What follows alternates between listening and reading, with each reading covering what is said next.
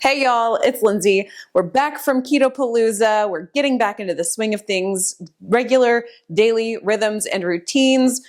We got to get back to some homeschooling lessons, and I'm going to show you what I eat today. I do eat in a keto-friendly way. I like to eat lots of animal meats. I love eggs, and I do love cheese. But I also enjoy vegetables. They don't seem to give me the kind of problems that I think other people get from eating those things. I have been on a keto lifestyle since beginning of 2016. And for me, this is a great way of life.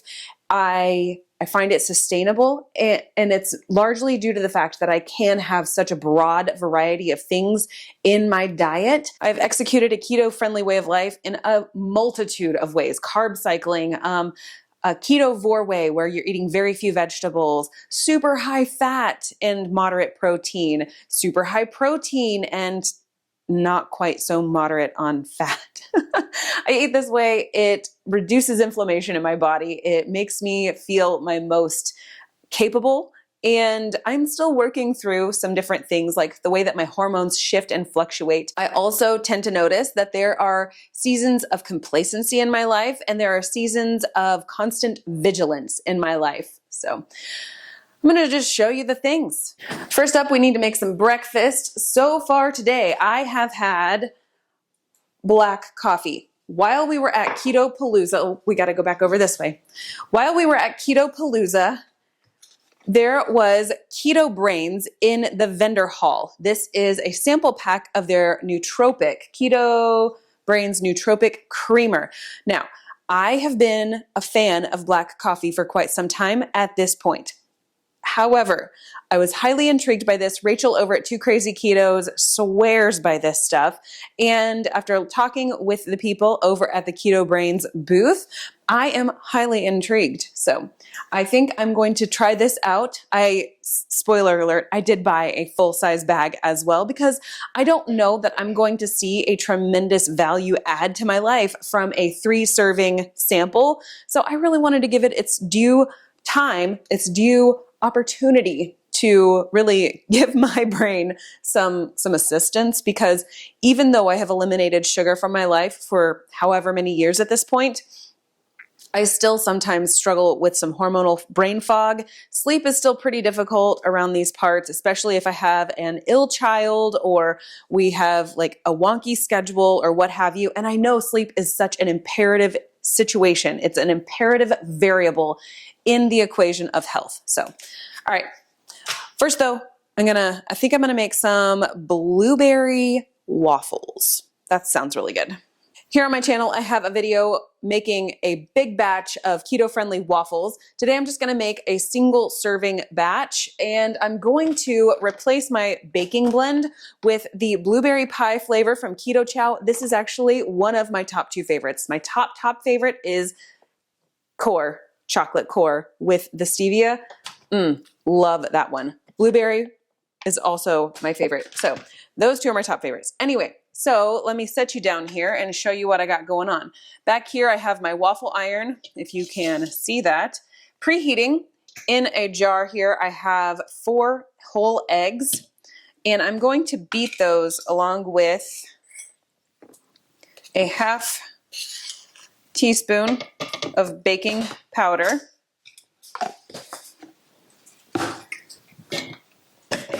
I like to use the immersion blender for most stuff.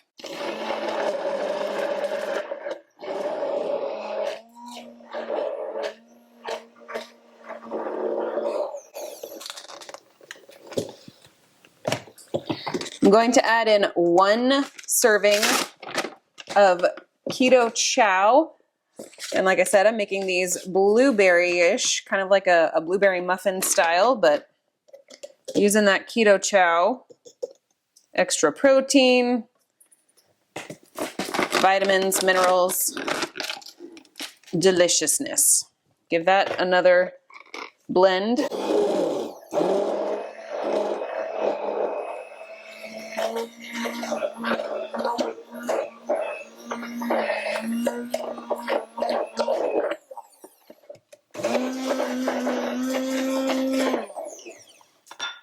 And I have 4 tablespoons of melted butter that has been sitting here, and I'm going to drizzle this in as I blend my batter.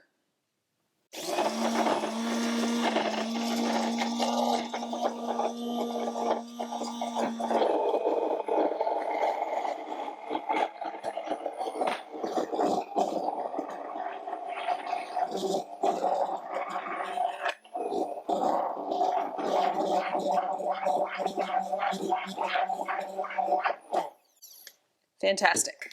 What's wild is that this batter for the waffles is so close to what I remember the blueberry muffin batter tasting like when Mom would make blueberry muffins on like a Saturday morning. Pure nostalgia. Love it. Let's make some waffles. That's what we call them here in my house.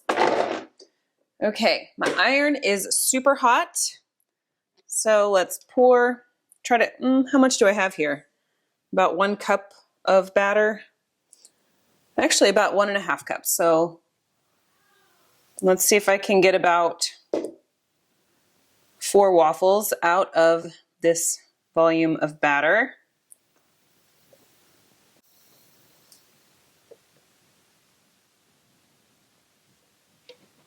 Oh yeah, we for sure got this. In fact, I might need to distribute some more over here. This will make a lovely stack. I will need to sort of babysit this because they will poof up and I don't want batter to go everywhere. I'm not even holding it and look at how much this is poofing up.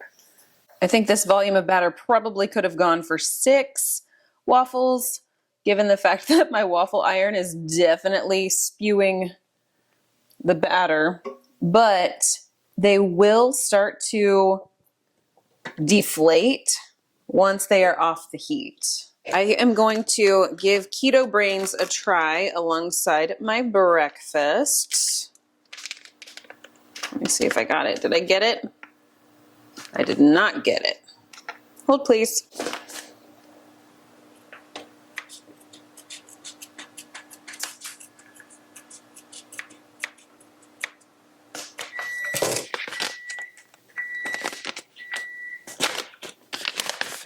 Okay, when I was talking with Keto Brains, they said that about 2 tablespoons is a serving. There is not a scoop in the samples, but that's to be expected. I'm just gonna, that looks good.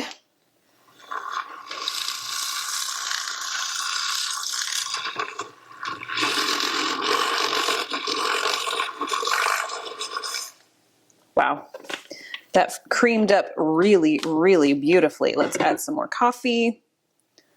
I had about a 1/2 cup in here when I first added that Keto Brains. Give it a slow whisk. Okay, I go clean that in a minute. But that's looking real creamy. I might only need about like a tablespoon, but we'll see how it tastes. Breakfast is prepared. I have 4 of those blueberry waffles using the blueberry pie KetoChow.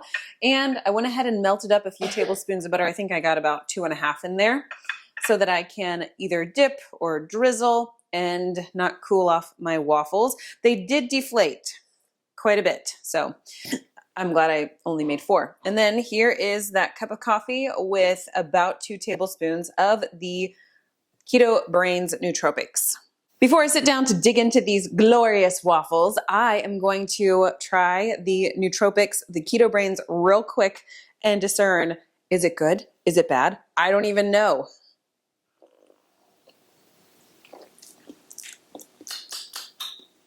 It definitely gives a creamy texture to the coffee. And I kind of taste a little bit of a difference. You know, it does have C8 MCTs in this. It does give a little bit of a coconutty flavor, which is generally speaking not my favorite, but it's not intolerable. It's middle of the road for me. Neither good nor bad. But if it helps me with my brain function, I'm gonna like it a whole lot more. From the start of breakfast until now, it has been 3 hours, and I just literally finished my cup of coffee with the keto brains in it. Perhaps this is more of an acquired taste. I am going to give this a more long-term test to sort of see how I feel on it. But I do so very much love my black coffee.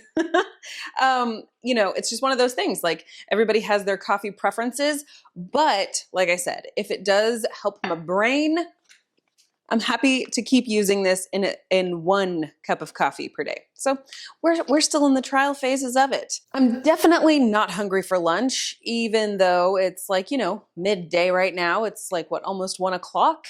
I should probably have food, but breakfast was at 10, and I've been just sort of like mentally just sort of digging through my thoughts on this. And it's hard to verbalize. I used to be a person who ate breakfast within an hour of waking up every day. It did not fail. I was in that phase of life where I had nursing babies or young children who were still getting up multiple times per night, so I was tired. And one of the coping mechanisms I use for exhaustion is eating food for energy. So having breakfast early on was just sort of my habit. And as life sort of matured, or as my children grew up a little bit more, and as my time was further, parsed out, I just sort of like fell into this natural rhythm of getting everybody else managed, doing all of the tasks for the kids, or getting the day prepared, or if my husband needed some help on anything, I would wind up doing all of those things first and then coming back around to breakfast for me. So I would wind up eating breakfast later and later and later. And I don't think there's anything wrong with that necessarily, but I do kind of miss having breakfast first. And I would tell myself, let me just get this 1 task done, and then I'll come back and make myself something to eat. But it would wind up being 1 task rolled into 12 tasks. And then all of a sudden it would be the middle of the day and it's now lunch. I would have been starving at 8 a.m., but my brain would sort of glitch out on, I should get this next thing done. I need to get this. If I can just get this one next thing done, I will be more efficient and more effective than if I pause in the middle of all of these things, go make myself some eggs, eat them, and then come back to these tasks. I would really like to work my way back toward having a breakfast earlier in the morning, like close to the first thing. I get up at 6 or a little before 6, depending on how my body wakes me up, and I drink coffee, read my Bible, kind of ease into my morning, which is great. But then my brain flips over to get ready for the day. Because as soon as the children are up, you are going to be focused on them, which is totally what a mom should do. A mom should be focused on her kids. But it's one of those deals where it's like getting ready for the day needs to start including having breakfast first thing in the day. I don't quite remember how long ago it was, but Thomas DeLauer did a video about research discussing early time-restricted feeding, where you would eat first thing in the day and then you would close your window around like mid-afternoon and stay fasted until the next morning. I really loved that idea. However, that kind of interferes with the way that we like to eat as a family for dinner time. So I'm kind of feeling like if I could get back into the habit of having breakfast first, having kind of like a more assigned meal time, rather than just saying, I'll do it later, I'll do it later, I'll do it later, I might feel more capable throughout the day. As it stands now, I am hungry earlier, but the whole task thing really, really overtakes my brain. So it's just, one more opportunity for me to mess up another variable while I've got like 7 other variables going at once to really make sure I confuse myself. So good times, good times. Hey, it's 3 o'clock and I have not had any more food, but I am hungry and I don't have dinner prepared yet because it's only 3 o'clock. So I am hitting that difficult spot of, do I just go ahead and have a snack? But I wind up snacking too much because I did not sit down and have real lunch because I was too full. And this is sort of where that spiral continues on. Having a late breakfast means I don't wind up having lunch, which means that I wind up wanting food at like mid-afternoon, which then throws off dinner.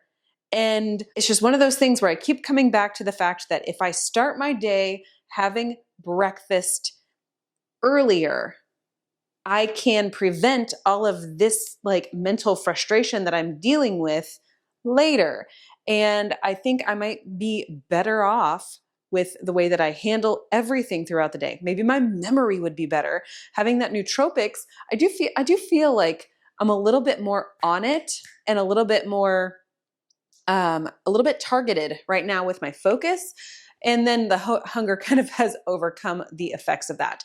So what if I were to have had breakfast like before 8 a.m. along with that cup of keto brains, or the serving of keto brains in that cup of coffee? Like, what if? And these are the wrestling points that I'm dealing with right now. It's frustrating, but it is what it is. Bless. I just got to figure out some dinner. That's what needs to happen. And I might wind up having dinner a little bit earlier, or having dinner prepared, I should say, a little bit earlier. Because like I said, we do eat dinner as a family. I've been working on dinner, and I'm actually filming it as a separate video to show you exactly my technique. I've got a big old tripod out there. So anyway, this is some keto a la king. I grew up eating chicken a la king that my mom would make, and it's loaded with flour, it's loaded with regular milk. It's definitely a carby meal, but it was one of those comfort foods that we would eat often, and I have very fond memories of it. I believe I have put a recipe video out showing this in the past, but I thought I would just go ahead and update it, and so hopefully I get that video out before you see this one. If not, know that it's coming.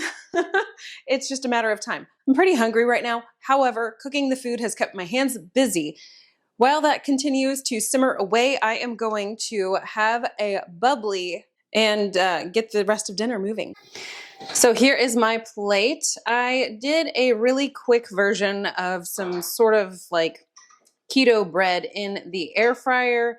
I do not have a recipe on that. I just kind of made it up as I went along. And then I toasted it in the air fryer after I cooked it in the air fryer. And then here is my chicken a la king. And I've got a little bit of some broccoli here on the side.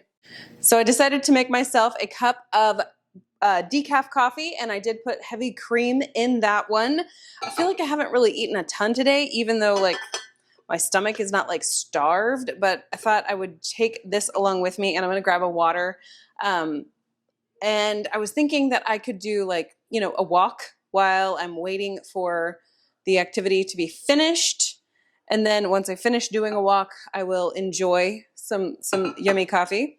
And I think tonight I might wind up doing a hot chocolate. I don't know. I really have been kind of thinking about hot chocolate. Sounds delightful tonight. Ooh. You know what? No. I make up a bunch of keto chows at the beginning of the week for my husband, and he drinks like half of one each night, or, you know, whenever he is feeling sort of like snacky or peckish. And I have half of a gingerbread keto chow in here that gingerbread's not his most favorite, but I don't mind it. So maybe I'll do this hot, or I might do hot chocolate. I don't know.